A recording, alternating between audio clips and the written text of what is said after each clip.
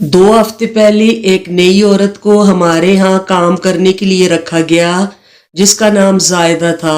میں پچھلے 3 دن سے نوٹ کر رہا تھا کہ زائدہ اپنے ساتھ ایک نوجوان لڑکی جو بظاہر خوبصورت اور صحت مند بھی تھی اسے لاتی اور باہر لان میں درخت کے سائے میں درخت کے ساتھ ہی باندھ کر صفائی کرنے لگتی تھی، اور جب باہر والی صفائی ختم ہو جاتی تو اٹھ کر اس نوجوان لڑکی کو کھولنے کے بعد پانی والے نل پر لے جاتی اور اس نوجوان لڑکی کے ہاتھ پیر دھونے کے بعد پھر اپنے ہاتھ پیر دھوتی تھی، اور نوجوان لڑکی کے کپڑے جھاڑنے کے بعد گھر کے اندرونی حصے میں آ جاتی اور بیٹی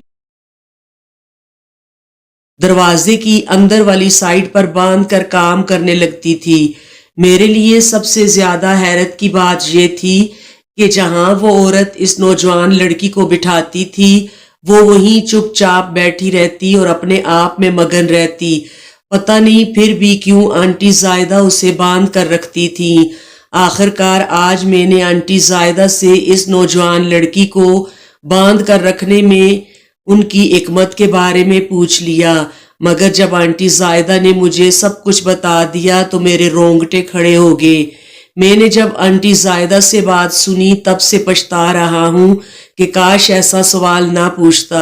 آنٹی زائدہ نے بتایا کہ میرے شوہر ایک بس میں کنڈکٹر تھے اور ایک حادثے میں وہ فوت ہو گئے۔ میرا ایک بیٹا ہے جس کا دماغی توازن بھی ٹھیک نہیں اور وہ جسمانی طور پر بھی معذور ہے۔ میری 2 جڑواں بیٹیاں تھیں۔ میری فیملی کا آپس میں بہت زیادہ پیار محبت تھا، پھر نہ جانے کس کی نظر لگ گئی۔ میرے شوہر کی وفات کے بعد چونکہ بیٹا معذور تھا لہٰذا کمانے کی ذمہ داری بھی مجھ پر یا میری بیٹیوں پر آئی تھی۔ میں نے یہ ذمہ داری اٹھائی مگر میں اتنا نہ کما سکی کہ میری بیٹیاں تعلیم جاری رکھ سکتی، لہٰذا میری بیٹیوں نے بھی پڑھائی چھوڑ دی اور چند دنوں کے بعد میری بیٹیاں مجھ سے کہنے لگیں کہ وہ بھی میرے ساتھ کام پر جایا کریں گی، مگر میری بیٹیاں جوان تھیں، ان کا بھائی معذور تھا، باپ فوت ہو چکا تھا اور معاشرہ درندوں سے بھرا پڑا ہے، لہٰذا میں نے بیٹیوں کو سمجھا لیا کہ آپ کوئی اور اچھی ملازمت ملے تو کر لینا، یہ کام آپ کے کرنے والا نہیں ہے۔ کچھ عرصے کے بعد میری ایک بیٹی ایک سٹور پر کام کرنے لگ گئی جبکہ دوسری بیٹی گھر پر رہتی اور گھر کے کام کرتی تھی۔ چونکہ گھر میں اب ہم دونوں ماں بیٹی کی کمائی آ رہی تھی لہٰذا گزارا بھی بہت اچھا ہو رہا تھا، مگر تقدیر کو ہم سے ایک اور امتحان لینا تھا۔ میری بیٹی جہاں پر کام کرتی تھی وہاں کسی وڈیرے کا ایک بگڑا ہوا بیٹا بھی کام کرتا تھا جس کا دل میری بیٹی پر آ گیا تھا۔ میری بیٹی کو اپنی حیثیت آبرو کا اچھی طرح اندازہ تھا۔ اس بگڑے ہوئے لڑکے کے لاکھوں لالچ دینے کے باوجود بھی جب میری بیٹی نے انکار کر دیا اور تنگ آ کر مجھے بتا دیا تو پھر میری بیٹی جہاں پر کام کرتی تھی میں نے وہاں کی انتظامیہ کو جا کر سارا ماجرا بتا دیا۔ انتظامیہ نے اس لڑکے کا سٹور میں آنا جانا بند کر دیا۔ اس لڑکے نے غصے میں آ کر روڈ کراس کرتی ہوئی میری بیٹی کو نہایت بے رحمی سے گاڑی کے ساتھ کچل کر مار ڈالا۔ میری بیٹی کی موت کا صدمہ مجھ سے زیادہ میری دوسری بیٹی کو ہوا۔ وہ ذہنی مریض بن گئی اور آہستہ آہستہ آواز بھی کھو بیٹھی۔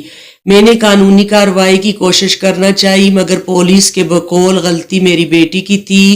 ہمارے ملک میں قانون امیروں کے گھر کی باندھی ہے اور غریب کے لیے پھندا۔ میرے ساتھ قانون نے بھی مذاق کیا، لہٰذا اگر میں قانون سے مدد لیتی تو مجرم ٹھہرتی اور مجھے جرمانے کے علاوہ سزا بھی ہو جاتی، کیونکہ میں غریب تھی اور مجھے اور میری اولاد کو اس بے رحم معاشرے میں جینے کا بھی کوئی حق نہیں۔ میں نے ڈر کے مارے ہاتھ جوڑ کر بیٹی کی لاش لی اور مانگ تانگ کر بیٹی کے کفن دفن کا انتظام کر کے اسے دفنا دیا۔ آنٹی بات سنا کر رونے لگی جبکہ ہم دونوں کو دیکھ کر آنٹی کی ذہنی اب نارمل بیٹی مسکرانے لگی، اور یقین کریں اس کی معصوم مسکراہٹ دیکھ کر میں سسکیاں لینے لگا، کیونکہ اس کی مسکراہٹ میں چھپا درد ہی کچھ ایسا تھا کہ کوئی پتھر دل بھی دیکھتا تو دہاڑے مار مار کر رونے لگ جاتا۔ آنٹی نے مزید یہ بھی بتایا کہ ان کا معذور بیٹا گھر میں ہی رہتا ہے مگر بیٹی کو وہ اپنی نظروں سے اوجھل نہیں کرتی۔ آنٹی کہتی ہیں مجھے لگتا ہے جب میں اپنی دوسری بیٹی کو بھی آنکھوں سے دور کروں گی تو کوئی درندہ اس کی عزت بھی تار تار کر دے گا اور اگر نہ کر سکا تو دوسری بیٹی کی طرح جان سے مار دے گا۔ اس کے ہوش و حواس تو کام نہیں کرتے، اس کے ساتھ اگر کچھ بھی غلط ہو جائے یہ بتانے کے قابل نہیں، اور دوسری بیٹی کو کھونے کے بعد بھی میں بیٹی کے ساتھ مر نہیں سکوں گی، کیونکہ معذور بیٹے کے لیے زندہ رہنا میری مجبوری بن جائے گی، لہٰذا جب تک میری سانسیں چلتی ہیں تب تک میں اب کوئی اور اولاد نہیں کھونے دے سکتی۔ قارئین کرام، ہمارے معاشرے میں اتنا بگاڑ پیدا ہو گیا ہے کہ اخلاقی اقدار ختم ہو چکی ہیں اور لاقانونیت کی انتہا ہو چکی ہے۔ اب تو اس معاشرے کے سدھارنے کی کوئی امید بر نہیں آتی۔ آپ کو ویڈیو پسند آئے تو لائک ضرور کریں۔